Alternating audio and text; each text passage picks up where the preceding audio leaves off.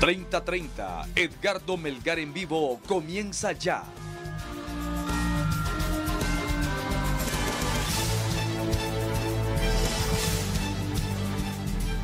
Saludos amigos de 30:30, qué bueno que están con nosotros. Gracias por su amable y gentil sintonía para este programa de hoy, 10 de abril, Domingo de Ramos. Teníamos 2 años de no tener esta ceremonia, esta celebración, ¿verdad? La feligresía hoy ha estado muy contenta y con mucho respeto también a las medidas de bioseguridad en esta actividad de conmemoración del Domingo de Ramos, lo cual nos alegra mucho. Ya vamos a hablar sobre ese tema más adelante cuando abordemos el tema del COVID.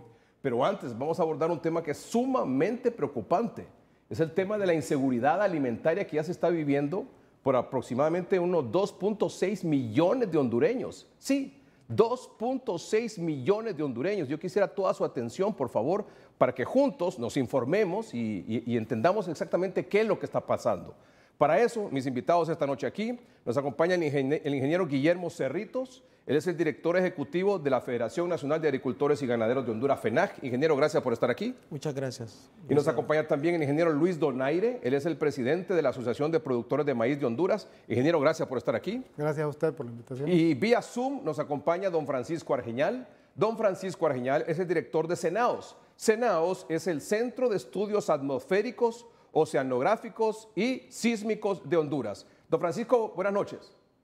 Buenas noches, don Edgardo. Buenas noches al ingeniero Cerrito y al ingeniero Donaire. Muchas gracias por invitarnos a este programa. Muy bien. Para poner en contexto la situación y que todos entendamos qué es lo que está pasando ahora mismo en Honduras, vamos a presentar unos datos que son realmente escalofriantes y que deben de alarmarnos, nos deben de asustar realmente porque son proyecciones que se han hecho en base a lo que está pasando en el país, con el tema de las lluvias, con el tema de la producción de granos básicos. De ahí entonces que vamos a entender cómo, por ejemplo, en el noticiero hoy mismo, y nuestros invitados, porque este es un tercer programa que hacemos en un mes, en mes y medio sobre este tema, vamos a entender por qué todo está subiendo de precio. Porque hay menos producción, hay menos cantidad de maíz, de frijoles, de sorgo, de lo que sea, pues entonces eso implica que los productos que salen al mercado salen más caros. Y que la gente que siembra para consumir en el interior del país se le está terminando esa comida. Y por lo tanto esa gente está en riesgo de seguridad alimentaria, está en riesgo de caer en una hambruna. Y son muchos, son miles a nivel nacional. Miren el primer dato que tenemos aquí para ustedes, amables televidentes. 2.6 millones de personas estarán en crisis o emergencia de inseguridad alimentaria aguda en el periodo de hambre estacional de junio a agosto de 2022. Póngame ese cuadro, por favor, a pantalla completa. 2.6 millones de personas estarán en crisis o emergencia de inseguridad alimentaria en Honduras, alimentaria aguda, inseguridad alimentaria aguda, en el periodo de hambre estacional de junio a agosto de 2022. ¿Y esto de dónde viene? ¿Por qué esta proyección?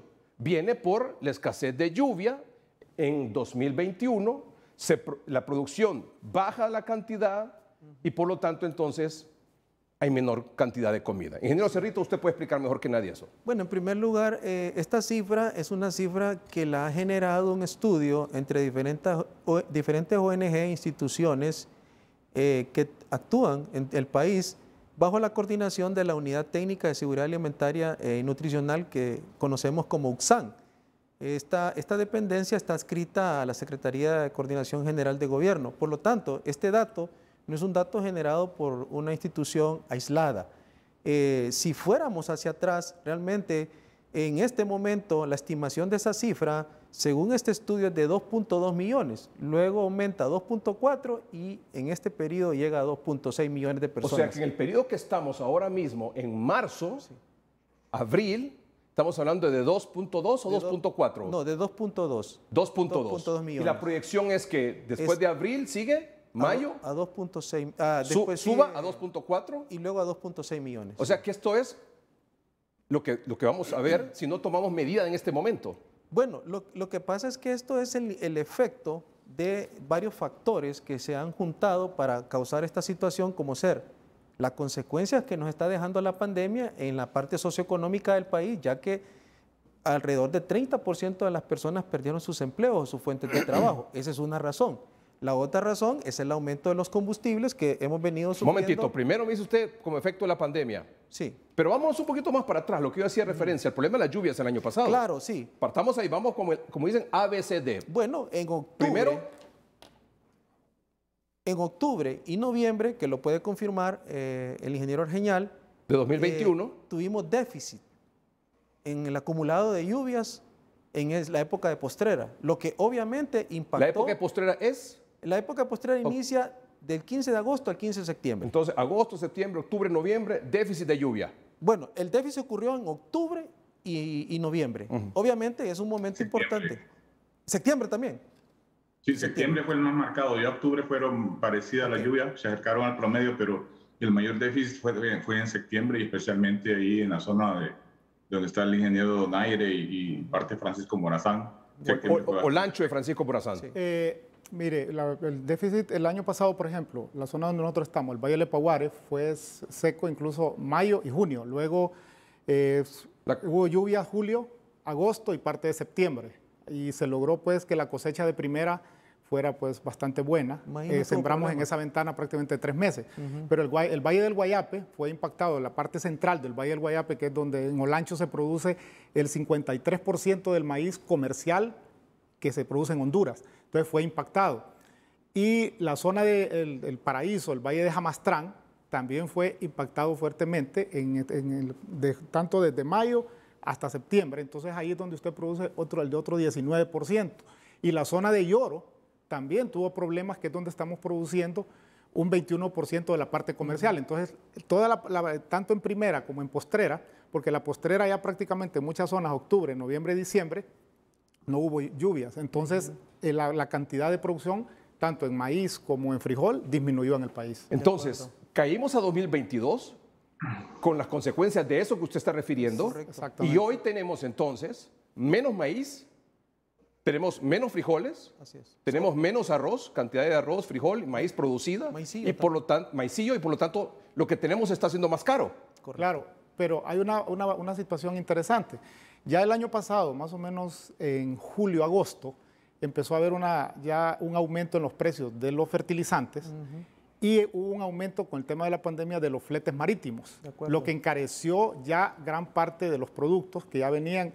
Para que usted se haga una idea, el precio que lo rige en el mundo, el precio del maíz, es la bolsa en Chicago, que es donde se maneja como un commodity, y para que usted vea el maíz, el precio de un bushel, antes representaba un precio más o menos de $2.60 el bushel, cuando subía a $3.20, $3.40. Hoy lo tiene a $7.68.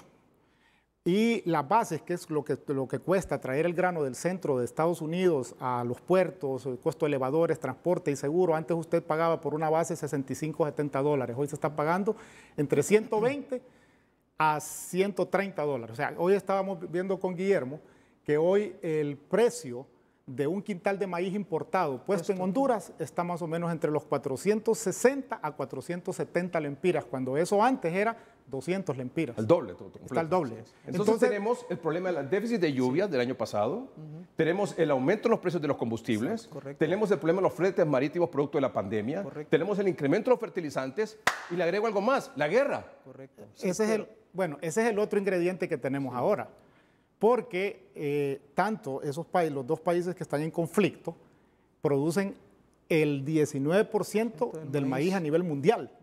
Y el 29% del trigo a nivel mundial. Así es. Y uno de ellos es el mayor productor de aceite de girasol del mundo.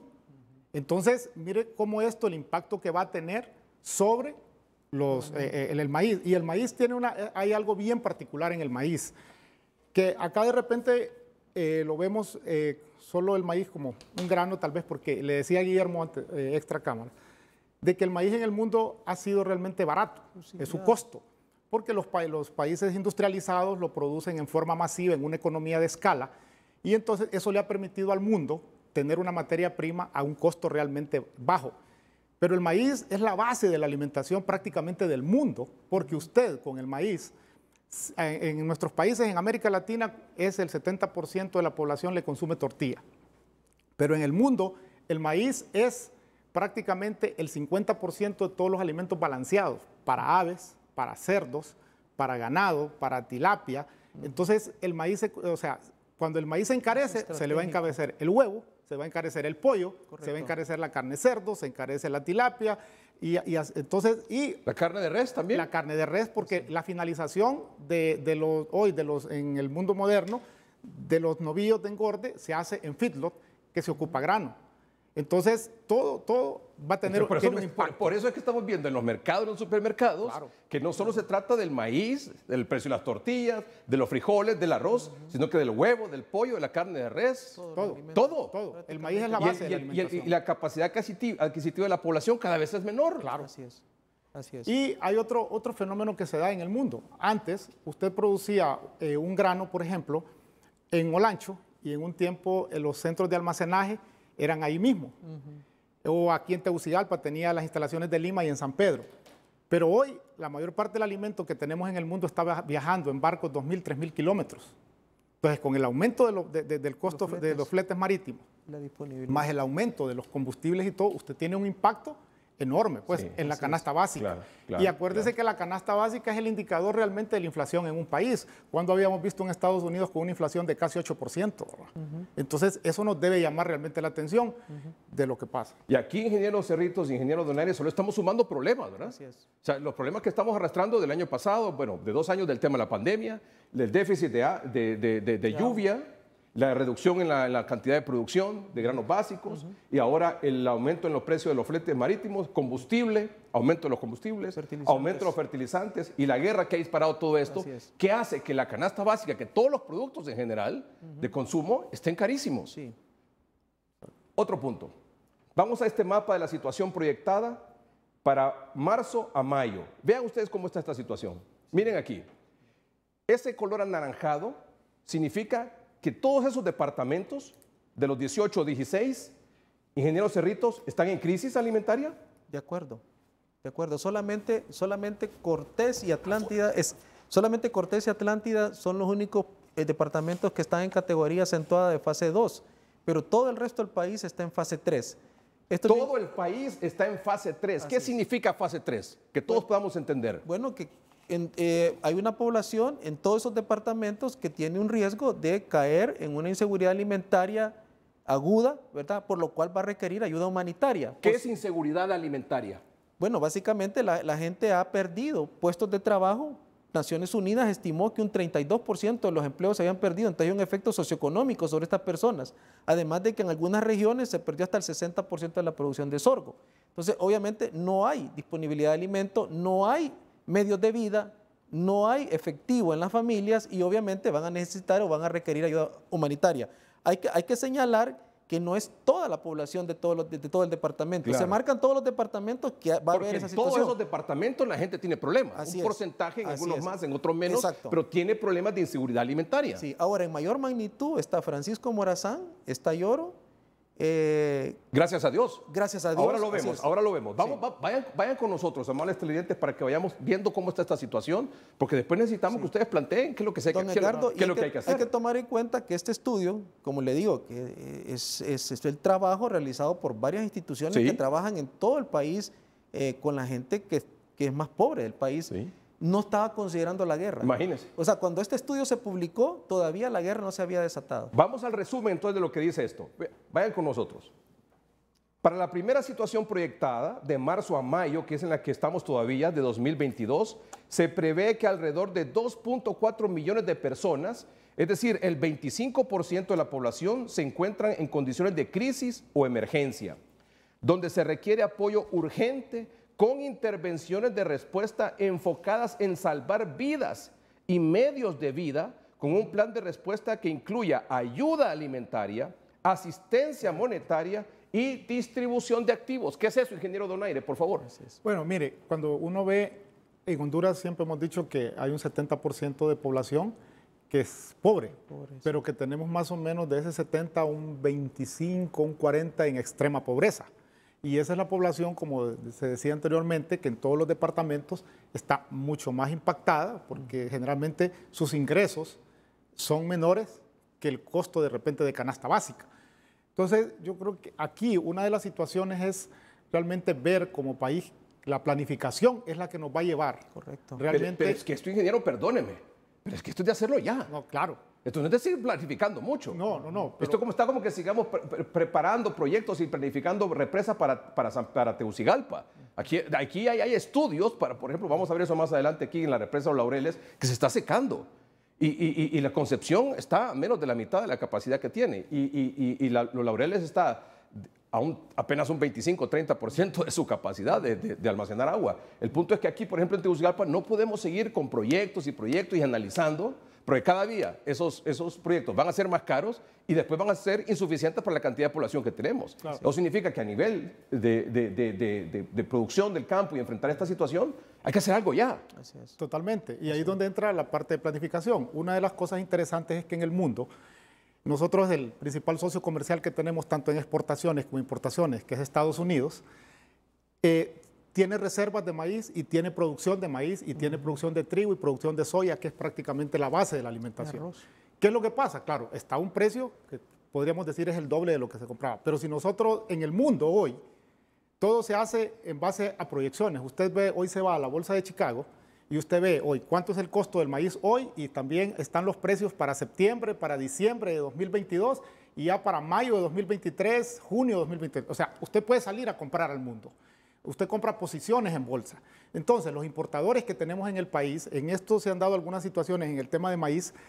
Hay un convenio de granos, donde los productores tenemos ya, junto con la industria que procesa harina, ya sabemos cuántos productores hay en Honduras, cuánto estamos produciendo, y en base a ese convenio vienen las importaciones. Entonces, ¿qué es lo que se tiene que hacer? Si usted ya sabe que en Honduras el consumo más o menos de maíz son 12 millones de quintales por año, porque esto se saca de que se calcula que un humano puede consumir 200 gramos ¿Y de esos 12 diarios. millones cuántos producimos aquí? Estamos produciendo unos 7, 8 máximo. Y el resto entonces hay que importarlo. Se importa en lo que es maíz blanco, pero estamos importando ya casi 15 millones de maíz amarillo de Estados Unidos, que es el de alimento balanceado. Estados Unidos hoy por hoy, ¿de qué manera nos puede ayudar en esto? Bueno, garantizándonos por lo menos el abastecimiento. Por eso le digo, el mundo tiene que salir a comprar. Yo creo que hoy, si nosotros sabemos que en estos departamentos, en estos próximos 4 meses, 5 meses, no hay prácticamente producción de granos en Honduras, porque hasta ahorita va a iniciar la siembra de primera. Entonces el país tiene que ya ver cuánto es lo que tienen las empresas importadoras en bodega, cuánto tienen comprado y a futuro y de ser necesario, en esto ver si se puede traer a una cantidad por medio de estas empresas que son importadores para poder almacenar en el Lima, para distribuirles a esas municipalidades que tienen más riesgo en los pueblos. Clarísimo. Sí. ¿Cuánto tiempo me dice usted que con lo poco que tenemos de producción en este momento, es como el tema del agua también, que ya lo va a mencionar don Francisco, en la represa, por ejemplo, aquí en Los Laureles y La Concepción? O sea, si no llueve, por ejemplo, Los Laureles aquí, les cuento, más adelante veremos también, solo tiene agua para 30, 35, 40 días. Los Laureles, que abastece un 23-25% a la capital de agua. En el caso de los granos básicos, ¿cuánto tiempo no vamos a tener producción? Ahorita, las siembras que hagamos en mayo... Un momentito, no me hable de siembra. Producción, cosecha. Vamos a tener producción ya más o menos a finales de septiembre, principios de octubre. Finales de septiembre. Entonces estamos en abril. ¿Qué va a pasar en abril, en mayo, en junio, en julio, en agosto y a principios de septiembre? ¿Qué va a pasar en los próximos 6 meses aquí en Honduras? Bueno, mire, creo que una de las ventajas, como le decía, es que las empresas que han estado manejando la importación tanto de maíz para harinas y las empresas que trabajan con alimentos balanceados, ellos ya tienen sus proyecciones. Sí, pero está hablando del maíz, pero yo le estoy hablando de la canasta básica en general. Bueno, pero como decíamos anteriormente, el maíz es la base de esto. Entonces, igual en arroz. Ya las empresas, que Estados Unidos, nosotros estamos importando 3.7 millones de quintales de Estados Unidos, de los 4.7 que se consumen. Pero nosotros no vamos a tener producción dentro de 6 meses. 5 meses más o menos. Por eso, no vamos a tener producción. Muy poca, tal vez los lotes de riego y todo. La salida es que entendamos todos, el titular, la salida para esto es... revisar inventarios con las empresas que están dedicadas a esto y ver los municipios, como ya decía el alcalde de Texigua, que puede haber en esos municipios cuánto va a ser la emergencia para poder abastecerlos durante los próximos 3 o 4 meses. Bueno, estamos claros. Sí. Muy bien. Ahora, una gran ventaja... Un momentito.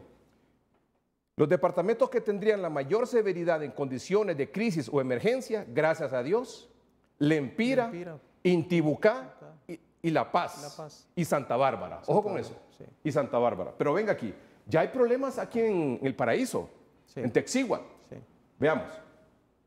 Esperar la fe en Dios que va a llover. Es la única esperanza de nosotros el invierno. Sin invierno nosotros aquí somos nada, solamente Dios con nosotros. Nada, aquí no tenemos nada. Aquí solo mi Dios que tira el invierno. ¿Sí? De lo contrario, las cosechas no se riegan. No se riega porque aquí no hay agua. En lo que va de 2022 no ha llovido en el municipio de Texíhuatl, en El Paraíso. El agua estamos complicados porque el único vertiente que hay es abajo. Ahorita se consume el agua. No llega ni a la mitad de la pila, pues hasta ahorita estamos ahí cuidando el agua, pues solo para tomar, y aunque mucha gente para lavar va a buscar agua larga. ¿No hay agua entonces para cosechar? No, para sembrar no tenemos agua aquí, solamente para el consumo de bebida. Cansado, miren que estoy en de la mañana jalando agua. El día son 7 tambos. Sí, 7 tambos para llenar un barril. ¿Y cuánto recorre más o menos usted en tiempo? El tiempo, como algunas 2 horas yo creo. ¿Para hacer cada viaje? Sí, cada viaje. La mayor parte de cosecha de primera del maíz se perdió. ¿Y hace cuánto se dio esta cosecha, por ejemplo? Hace ahorita como en noviembre, unos 5 meses yo creo. Sí.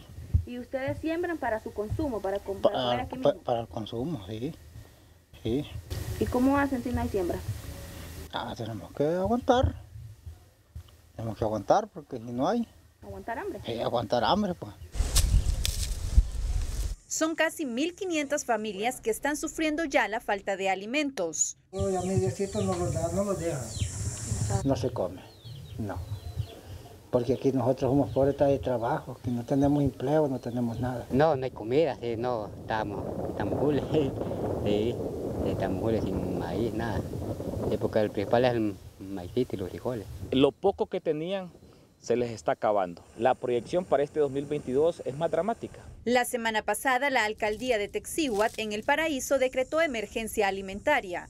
Con el trabajo en campo de la periodista Erika Romero, Dorina Murillo, 3030. Bueno, pues eso es lo que está pasando. Esta gente está produciendo para consumo propio, para su familia. Y se está quedando sin esa producción ya de lo que tenían. Esa es la reserva que ellos tenían, se les está acabando, ¿sí o no? Totalmente. Y esta situación, ¿en qué otros lados está pasando? Bueno, prácticamente todos los municipios del corredor seco. ¿Cuáles son esos departamentos? Es parte del Paraíso, parte de Choluteca, parte de La Paz. ¿La Paz? ¿Un poco de Valle? Un poco de Valle, sí. Algunas zonas del occidente también, algunas de las partes también se ven impactadas, pues. Donde hay, y también, acuérdese, dentro de las ciudades, también usted tiene personas que dependen de compra, que prácticamente no producen y tienen que comprar, y de repente, como se mencionaba antes, que sus ingresos han disminuido. No hay, entonces los productos son más caros, los ingresos no le ajustan para comprar la comida al precio que está en este momento. Cerramos con esto este segmento.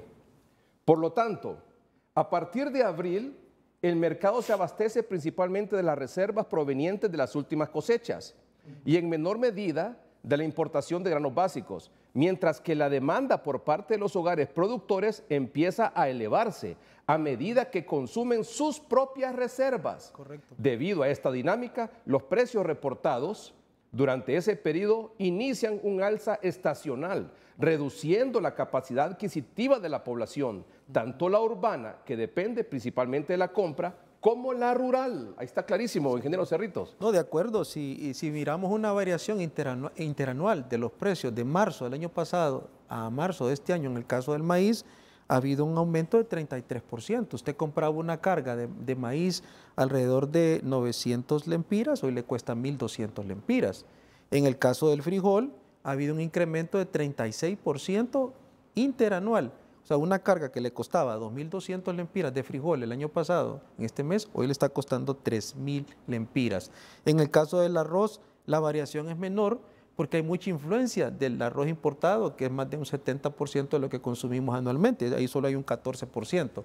Pero si ve la variación trimestral, el maíz tuvo más variación en el último trimestre que en todo el año. Prácticamente de ese 33% se ha dado en el primer trimestre del año. Y fíjense, por ejemplo, en el mapa anterior teníamos a Cortés y Atlántida con un riesgo de inseguridad alimentaria acentuada en la proyección de marzo a mayo.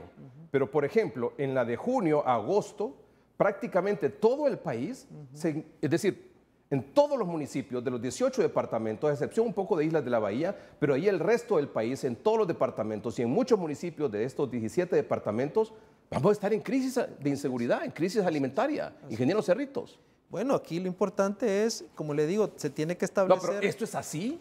Bueno, de acuerdo a ese informe, sí. Y ese informe tiene validez porque es un informe oficial.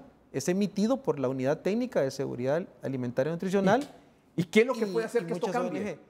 Bueno, la ayuda humanitaria es vital. No se puede prescindir de esa ayuda. Obviamente que tiene que acompañarse con apoyos específicos en temas de medios de vida, claro. Lo que usted decía, de agua, ir planificando dónde están las reservas para llevar a las alcaldías, llevarles comida. Sí, totalmente. Llevarles comida. Permítame un momentito, tenemos que hacer una pausa comercial. Sí. Pero cuando regresemos, entra también en el juego nuestro delantero estrella aquí, el ingeniero Francisco Argeñal, para que nos diga, bueno, en medio de esta situación, ¿y este año va a llover o no va a llover? Porque solo quiero dejarles con estas imágenes, por favor, no sé si tienen ambiente, de hoy, esto es de hoy, el río Choluteca. ¿Conocen el río Choluteca? Claro, sí. ¿Saben ustedes el río Choluteca? ¿Lo conocen? Miren cómo está el río Choluteca hoy.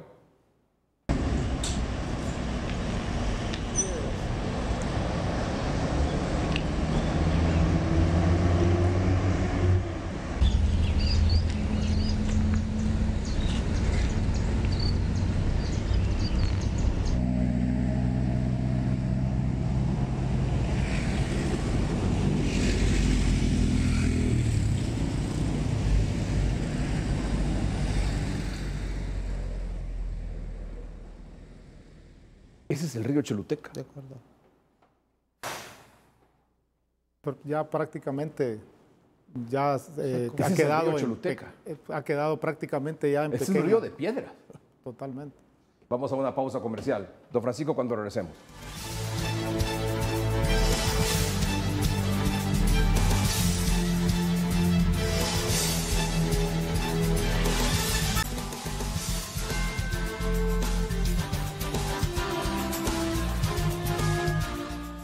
Están aquí en el estudio el ingeniero Guillermo Cerritos, director ejecutivo de la FENAC, Federación Nacional de Agricultores y Ganaderos de Honduras, el ingeniero Luis Donaire, presidente de la Asociación de Productores de Maíz de Honduras, don Francisco Argeñal, el director de Senados, es el Centro de Estudios Atmosféricos, Oceanográficos y Sísmicos de Honduras. Bueno, don Francisco Argeñal, después de esta situación, ¿tendremos lluvia este año? ¿Cómo está la cosa? Sí, tenemos un pronóstico, bueno, la siguiente imagen, por favor, la siguiente. En la siguiente imagen podemos ver el pronóstico que tenemos para mayo. Mayo esperamos lluvias por arriba del promedio. Un momentito. ¿Tenemos la imagen de mayo? ¿Sí la tenemos o no la tenemos? Sí, es la siguiente, creo. Vamos a ver. Pero ¿vamos a tener lluvia o no vamos a tener lluvia? Sí, esta es la imagen de mayo. Vamos a ver. Sí tenemos pronóstico de lluvia para mayo. Mayo se esperan que las lluvias estén dentro del promedio o un poquito más arriba del promedio. El color verde aquí lo relacionamos con lluvias o exceso de lluvia, y los amarillos y los rojos con déficit de lluvia. Entonces miramos a mayo sin ningún problema. El problema no es mayo. Esperamos incluso algunas lluvias tempranas ahorita en abril. Después de Semana Santa esperamos que empiece a llover en la parte occidental, ya desde el viernes o sábado en la parte occidental. El domingo posiblemente en algunas lluvias en el centro y sur, pero más que todo para lunes y martes después de Semana Santa ya esperamos algunos chubascos aquí en la zona centro y sur de Honduras. En mayo esperamos lluvias normales, lo mismo que a principios del mes de junio, pero si miramos la siguiente imagen, esto es junio, esa mancha que ustedes miran café en la derecha significa un déficit de lluvia de que ahí solo llovería la mitad. Estamos hablando de parte de Colón, parte de Olancho. Gracias a Dios y de Olancho. Gracias a Dios. Y el paraíso. Y el paraíso. Sí, pero la parte café más clara ya estamos hablando de un déficit menor. El mayor es arriba. O sea, cuando el color café es un déficit mayor de lluvia. Sí. ¿Y el amarillo? Ahí solo llovería menos de la mitad de lo que normalmente llueve. Y en la parte café claro, que se ve en el mapa, el naranja, ¿sí? Ahí tendríamos lluvias entre un déficit de lluvia de un 20 a un 40% menos de lluvia. Y ahí abarca el Valle del Epaguare, que es una zona bastante frágil, que con un 20% menos ya implica problemas para el manejo de los cultivos, lo mismo que en el valle de Jamastrán y parte del valle de Talanga y el valle de Cantarranas, el valle de San Francisco, la villa de San Francisco, se ve afectada también por esa parte de menos lluvia para el mes de junio. Y esto es lo que nos está enseñando las campanas de una posible inseguridad alimentaria para varios municipios que el año pasado resultaron con afectación en su producción de postrera, que como mencionaba ahí el alcalde de Texíhuatl, toda la parte sur del paraíso, gran parte del paraíso, y lo mencionaba también don Donaire, la parte de Olancho, donde está Silca, donde está Salamá, La Unión, Concordia, Campamento y parte de Juticalpa, salió bastante afectada también con la producción de postrera debido a las pocas lluvias que tuvimos incluso durante el mes de septiembre del año pasado. Y la parte sur de Francisco Morazán, pues Maraita, bueno, en Francisco Morazán tenemos varios municipios, tenemos desde Talangas, Cedros, Cantarranas, a Villa de San Francisco, a Tatumbla, la Villa de San Antonio. Sí. Bueno, aquí con esta gráfica, donde está lo café, es donde está la menor cantidad de lluvia. Y luego la anaranjada, donde tendrá poca lluvia también. Pero lo más difícil es la parte café, ¿correcto? Sí. Pero aunque esté anaranjado y esté café y amarillo, hay problemas de lluvia. Claro, hay déficit. La parte naranja también es problemática, licenciado, porque justamente ahí lo pueden explicar mejor los dos ingenieros que usted tiene ahí a la par, que es justamente cuando el cultivo de maíz ocupa bastante agua. Así es. Y en algunas zonas del centro de Honduras, ahí entre Francisco Morazán, El Paraíso y Olancho, es donde llueve poco, en ese mes no llueve tanto. Entonces, con ese déficit de lluvia se podría haber amenazado el rendimiento de los cultivos. Maíz. ¿Cómo ven eso?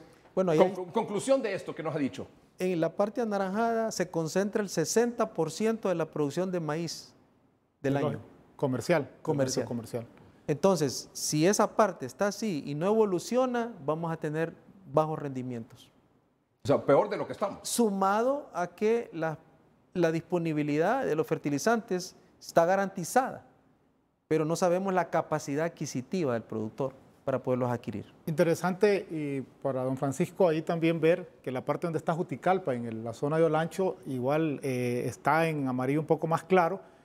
Esa parte creo que sí tiene un déficit, que es el valle, prácticamente el valle del Guayape, entre Juticalpa y Catacamas, tiene un déficit, pero si usted se fija, hacia Catacamas también, la zona que se siembra, que es una zona de la más alta producción, el centro San Esteban, del valle, sí, toda esa parte, pero esa parte entre Juticalpa y Catacamas, hay una parte que no está tan impactada, pero hay una parte que sí, don Francisco. Pero hay que diferenciar una cosa también, que en Catacama llueve más que en la parte de Juticalpa. Exacto. Y entonces un déficit de un 30% en Catacama tiene distinto impacto a un déficit de un 30 o 20% en Campamento o en Concordia. ¿La siguiente gráfica, don Francisco? La siguiente gráfica es para ver la canícula. Ya entramos a canícula en ese mes, en julio. En la que sigue julio, que aparece la mancha naranja en el norte de Choluteca, Valle, el sur de Francisco Morazán, el sur de La Paz y el sur de Comayagua, e incluso algunos sectores de Santa Bárbara o el norte de Lempira. Entonces, esa canícula un poquito fuerte ahí podría afectar, incluso rematar la producción de primera de maíz si se hace un poco tardía y si se hace con variedades que duran más de 60 días, porque el campesino como el que me mostraba en el video de Texíhuatl, ese maíz ocupa como 60 días de lluvia. Entonces, ese tipo de maíz se puede sembrar, pero no es de escala comercial y el rendimiento es bastante bajo porque es un maíz criollo. Sí. Es el único que se podría dar ahí. Así es. Que es muy distinta a las variedades que utilizan en Olancho. Maicito, mejorado. ¿Hay otra más? ¿La de agosto? La de agosto ya es benévola. La lluvia de agosto ya se espera que las condiciones se normalicen en todo el país y ya podamos tener una postrera de buen rendimiento. Okay. Algo muy importante aquí también, licenciado, nosotros hemos identificado entre Copeco, ya estamos en algunos trabajos y está convocando al Comité Interinstitucional de la Sequía para después de Semana Santa para tomar acciones de planificación, porque tampoco hemos visto el informe de la USAN y creemos que el problema mayor está más concentrado en varios municipios de Olancho, El Paraíso, Francisco Morazán, Choluteca y Valle. De ahí los demás municipios del corredor seco, como la parte occidental, por ejemplo, no se reportaron pérdidas de acuerdo a los informes que tenemos de DICTA y que tenemos de varias... Esa noticia lo que usted está diciendo. Se está convocando al Comité Interinstitucional del tema de la sequía para abordar de inmediato esta situación después de Semana Santa, ¿correcto? Así es. Muy bien. Porque hay una situación compleja. Ramón Soto para esto. Olancho, El Paraíso, Choluteca, Valle Francisco Morazán. Creo que ustedes habían platicado anteriormente. En la mayoría de los departamentos están en una situación complicada. Claro. Pero aquí donde la situación está más crítica. Así es. Yo creo que va a ser importante, Edgardo, que la distribución de la ayuda que el gobierno va a distribuir, que se llama bono de solidaridad, se enfoque a aquellas zonas donde tiene mayor probabilidad de éxito por los acumulados de precipitación que el ingeniero Argeñar nos está proveyendo. Por eso es que el alcalde de Texigua dice que mejor recibir ayuda humanitaria que semilla o fertilizante, porque si va a sembrar lo puede perder. Entonces yo creo que esa ayuda hay que dejarla para postrera, que tenemos mejores escenarios de precipitación. La ayuda del bono. La ayuda del bono. La ayuda del bono. Entonces, Así es. en este momento, ¿perdón? Del bono tecnológico. Sí, correcto. Bueno, aterrizamos entonces. Ahora aterrizamos. Aterrizamos. Póngame el rótulo, el primero, por favor.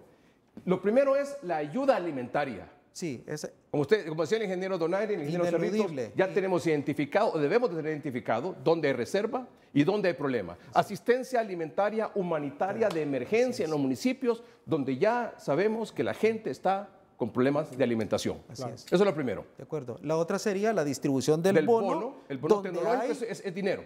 No, es semilla y fertilizante. Muy bien. ¿Verdad? Que semilla y fertilizante. Ya hay un presupuesto aprobado. Ahí hay algo bien interesante. Yo creo que el bono es una muy buena herramienta. Correcto. Han habido muchos problemas en el pasado por la forma en que se distribuye, que de repente no se ha hecho quizás a veces de la mejor manera.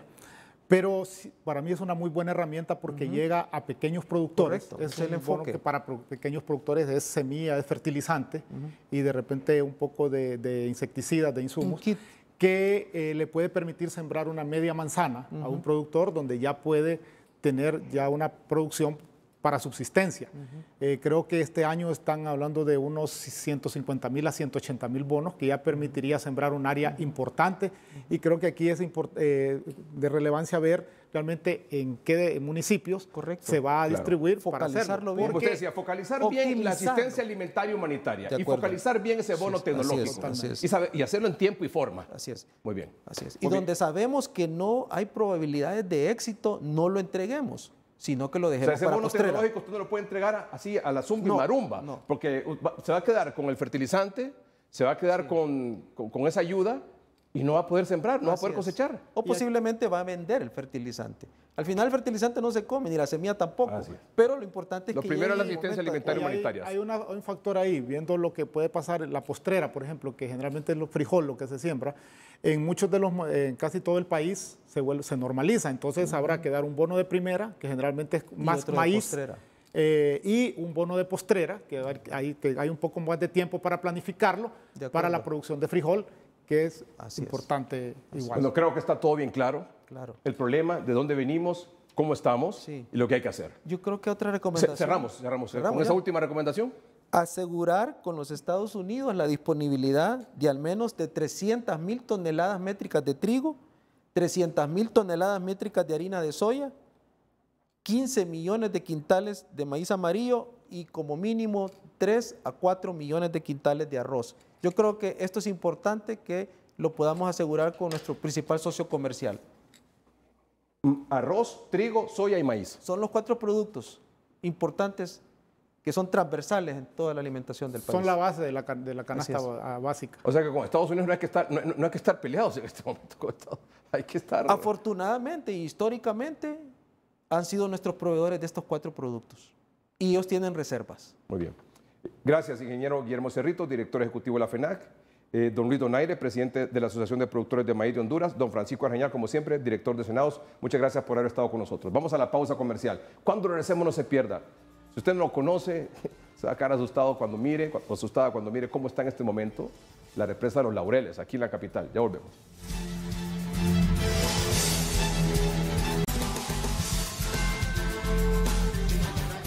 Les presento a continuación la conversación que tuve en la represa de Los Laureles este fin de semana con el ingeniero Carlos Hernández. Él es experto en acueductos de la capital. ¿Cuál diría usted que es el nivel actual, a nuestros amables televidentes, de la represa Los Laureles? Sí, la represa, que cuenta un volumen de 10.5 millones de metros cúbicos, actualmente tiene un poco menos de 3. O sea, está casi... ¿De 10 millones de metros cúbicos. Tiene menos de 3. Que tiene la capacidad. Tiene menos de 3. Tiene menos de 3 millones de metros cúbicos. Bastante bajo el nivel. ¿Diría usted que es un nivel crítico? Sí, pero la operación de la represa lo contempla. Está dentro de los límites. Sí, está en los límites. Y ahora dependerá del comportamiento del invierno que la situación no se vuelva más crítica. Pero está dentro de los límites. Hay agua aquí para 1 mes y medio más, esperando que llueva. Y ojalá de verdad no llueva. Meteorología, se trabaja bastante con meteorología en la institución, ahora la UMAPS, que maneja el sistema, para ver cuándo va a llover y así poder operarla. Pero se está ahorita contemplando todo. Usted me dice, ingeniero Hernández, que el nivel actual de esta represa de 3 millones de metros cúbicos genera agua o abastece de agua al 23% de los capitalinos y que si no llueve nos quedamos sin agua, ese 23% de la población aproximadamente, por lo menos viniendo de la represa Los Laureles, en 45 días. Aproximadamente, sí.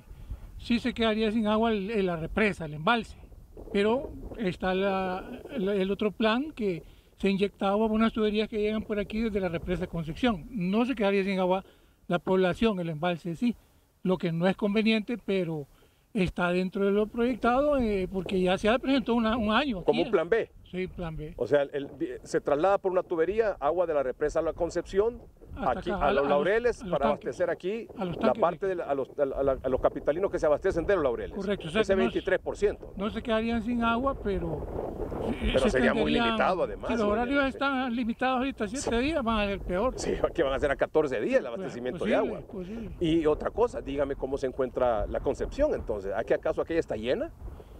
Concepción, que tiene una capacidad de 36 millones de metros cúbicos, está como en 15, pero da la impresión de que fuera una situación favorable, pero no es así porque ya cuando baja de 10 ya es una cuestión crítica ya.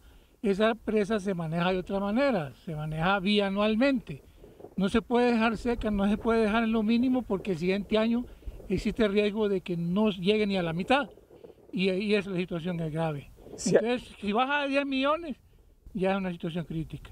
Aquella de 36 está en 15 actualmente, 15, la Concepción. Le quedan 5 para las condiciones óptimas. Ya menos de 10, ya la cuestión se vuelve un poco crítica. Y con 3 aquí estamos en nivel crítico. Sí.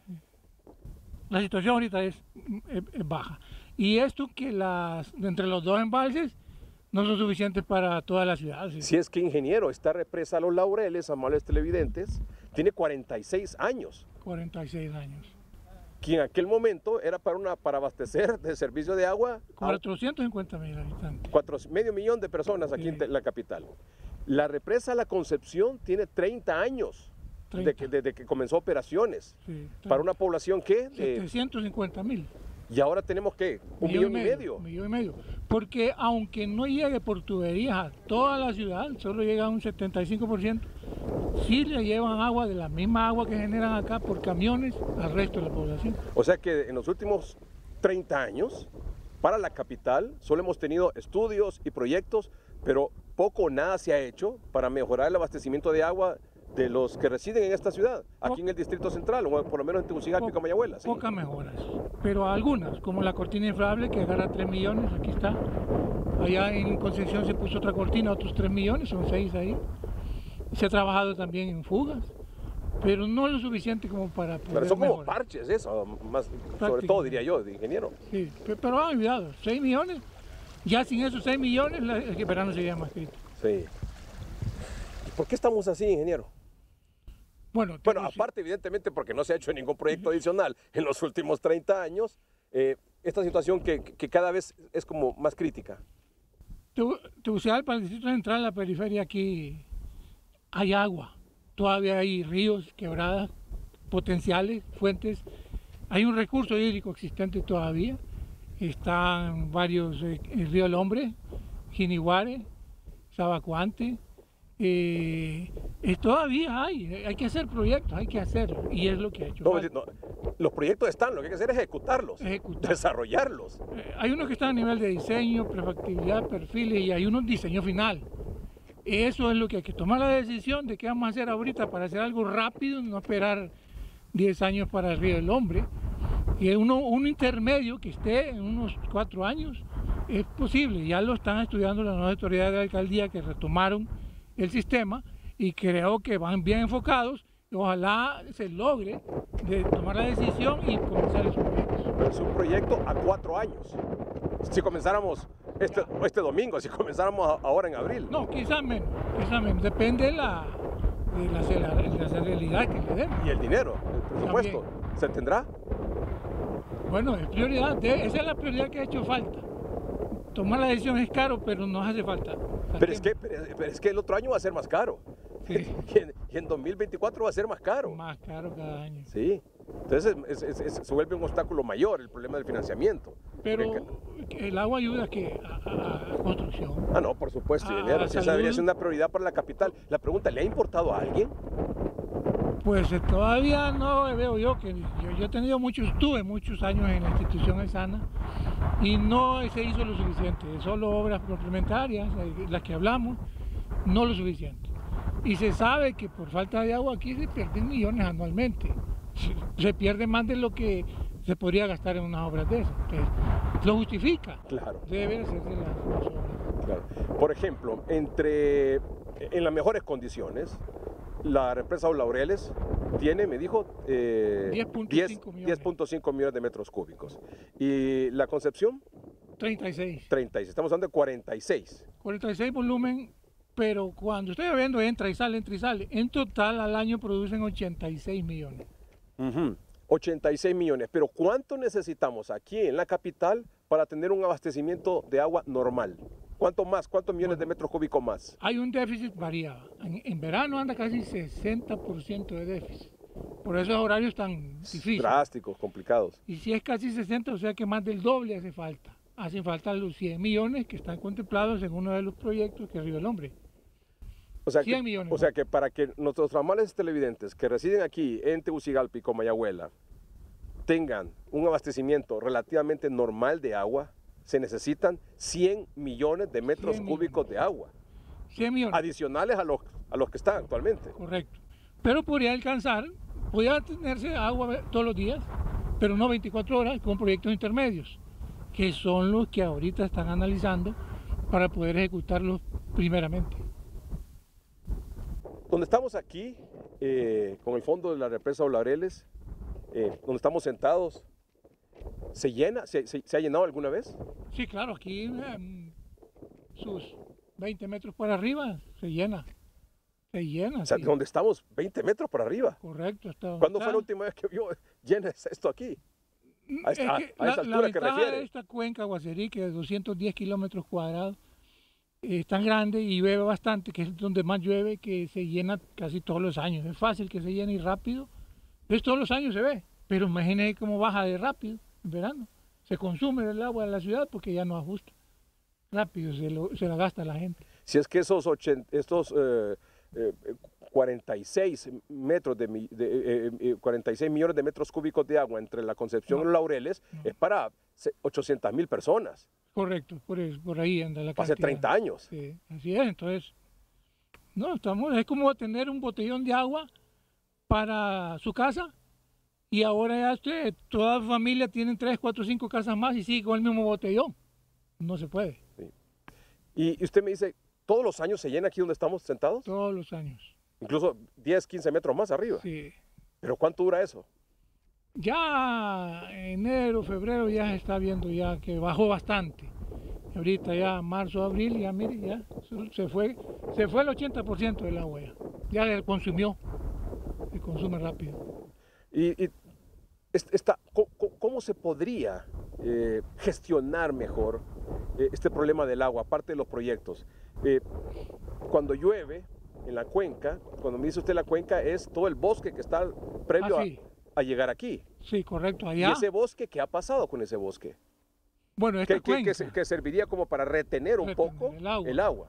¿Qué ha pasado ahí? Que no se nos pierda en invierno. ¿Por qué no retiene agua esa cuenca? Porque, bueno, con el transcurso del tiempo, no hay leyes que protegen el bosque, ya existen, pero no se han respetado. Hay mucha construcción, mucha población, crecimiento poblacional, incendios, cambio climático. El gorgojo dañó bastante cuando hubo gorgoso. Ahí nomás el gorgojo consumió como un 30% del bosque que existía. y todo eso no se ha cuidado y ha hecho que se deteriore tanto que usted cruza por esas calles y ahí mira el bosque pelones. Eso no debería ser, porque nos hace que se nos pierda el agua en invierno. ¿Cuándo cree usted, estamos ahora casi ya mediados de abril, ¿cuándo cree usted que se pueda recuperar este embalse de los Laureles?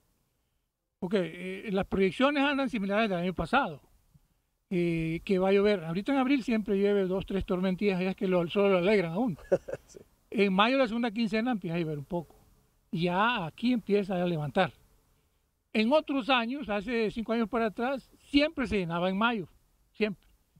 El año pasado, el antepasado, no se llenó en mayo. Ojalá que esta vez se llene en mayo, es la primera etapa del invierno. Estamos como la canción, ojalá llueva café en el campo. Si no, se va a llenar en septiembre, octubre, ahí seguro. Y ahí rebalsa bastante. Y cuando usted me dice rebalsa bastante, ¿esa agua se pierde? Se pierde para nosotros aquí en Tegucigalpa, no podemos potabilizarla. Pero otros la ganan allá abajo. ¿Por qué? ¿Por qué? Porque la planta de tratamiento que tiene aquí, la represa, fue construida para la represa para aquel tiempo. Una planta que potabiliza una cantidad limitada de agua. Aquí puede potabilizar hasta 700 litros por segundo. Pero por encima de la cortina pasan 20 metros cúbicos por segundo. O sea, y puede potabilizar solo 1.3. Tampoco. Pero es antieconómico y también no es razonable hacer una planta tan grande solo para el invierno. Solo para el ratito, sí, que llueve y que se rebalsa.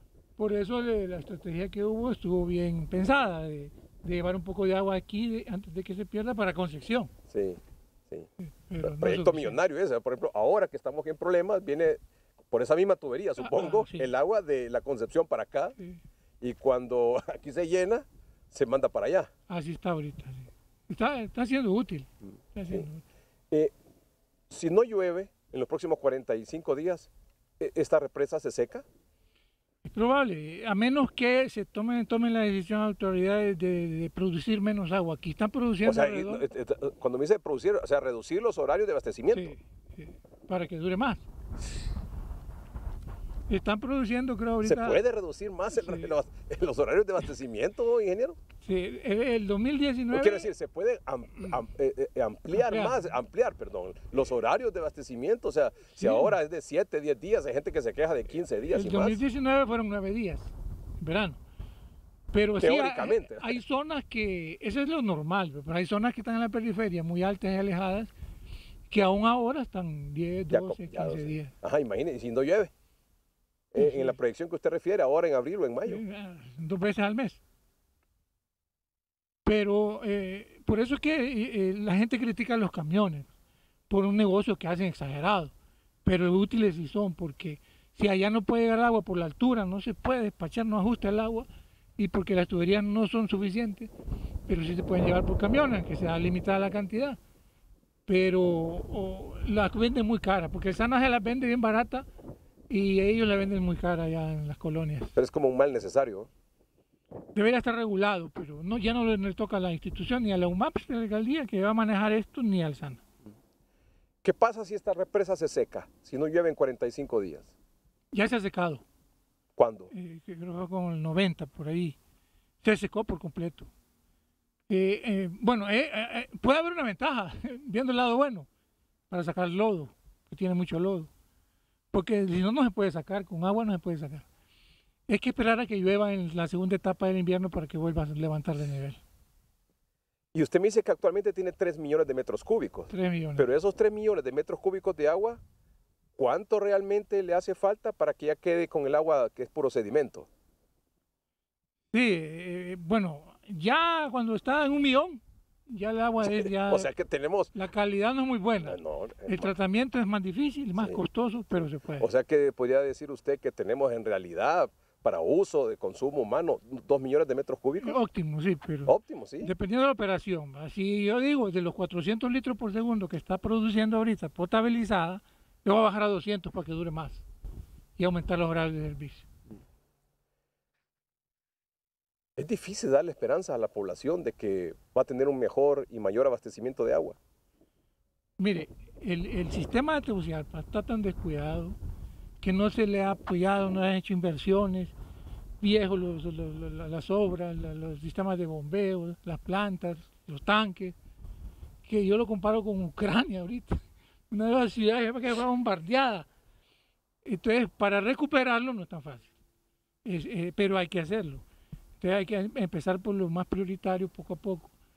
Producir más agua es lo más prioritario, para que ya en los próximos años empiece la gente a sentir una mejoría. Bueno, tremenda la situación. Gracias al ingeniero Carlos Hernández, experto en acueductos de la capital, por esta interesante conversación de este fin de semana sobre esta situación que es muy, muy difícil. Doctor Omar Videa, ¿cómo está? ¿Ya está de vacaciones? Muy buenas noches. Muy buenas noches, licenciado Edgardo Melgar. No, seguimos en actividades. Bueno, analizando, no nos podemos separar, no podemos desligar de un momento tan crucial que se vive en este momento en la pandemia. Y ese momento crucial usted lo explica después de la pausa comercial, ¿le parece? Correcto. Ya volvemos.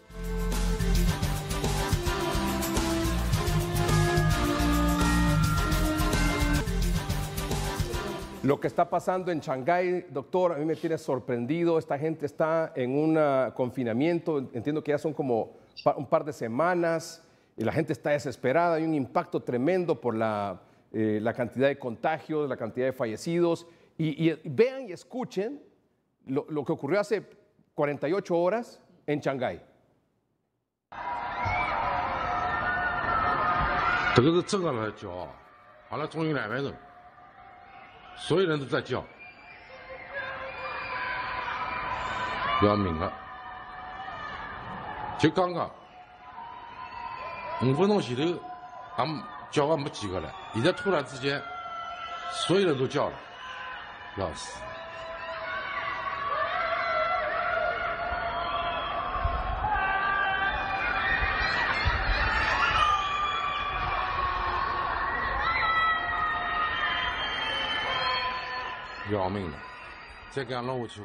En esos enormes edificios de apartamentos en Shanghái, la gente está desesperada, gritando, porque incluso ya están teniendo problemas de alimentos, de abastecimiento de alimentos, porque es un confinamiento, pero radical, drástico.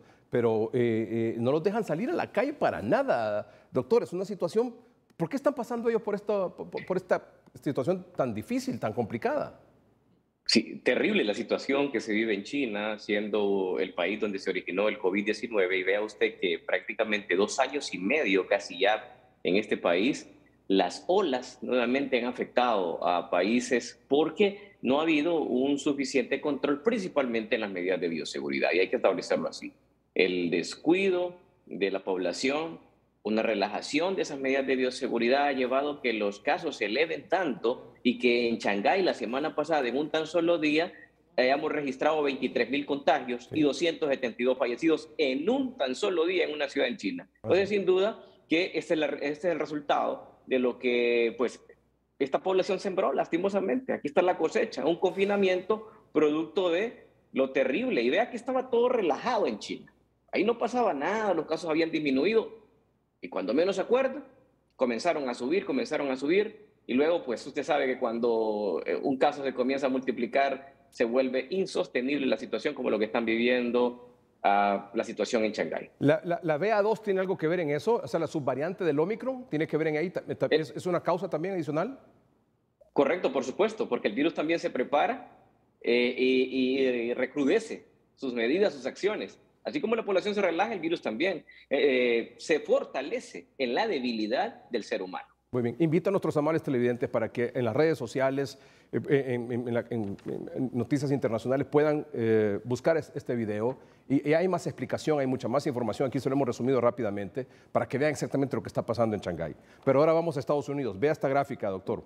De diciembre de 2021 a abril de 2022. La línea roja es BA.1, la subvariante original de Omicron, y la BA2 en color verde, la subvariante también de Omicron, la reciente. Ya es responsable del 82.66% de los contagios en Estados Unidos, doctor.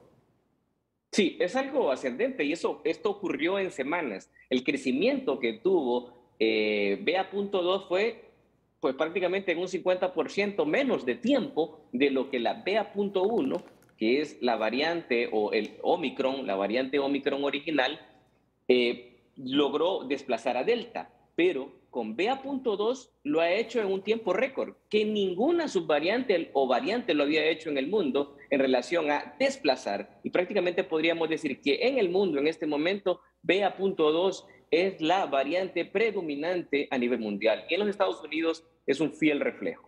Vamos a la pausa comercial y luego su recomendación para esta Semana Santa, doctor. Ya volvemos. Así es.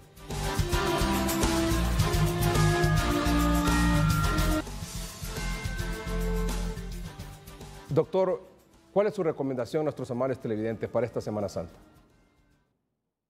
En la Semana Santa hay que relajarnos mentalmente, pero no relajarnos en el combate al COVID-19. La responsabilidad es individual. Si usted se relaja en las medidas de bioseguridad, no lo dude que va a llevar el virus a su casa. Esta semana es clave. He visto un relajamiento impresionante en las imágenes que he podido ver en este fin de semana de la población. Estamos a tiempo. No olvidemos el uso de la doble mascarilla. Eso es clave en este momento para evitar que se nos venga un aumento en los contagios para las siguientes 2 semanas. Doctor, muchas gracias. Nos encontramos el próximo jueves, ¿le parece? Por supuesto. Buenas noches. Gracias, doctor Omar Videa, consultor de Noticieros Hoy Mismo y del programa 3030. Gracias a ustedes por su atención. Buenas noches y que estén bien.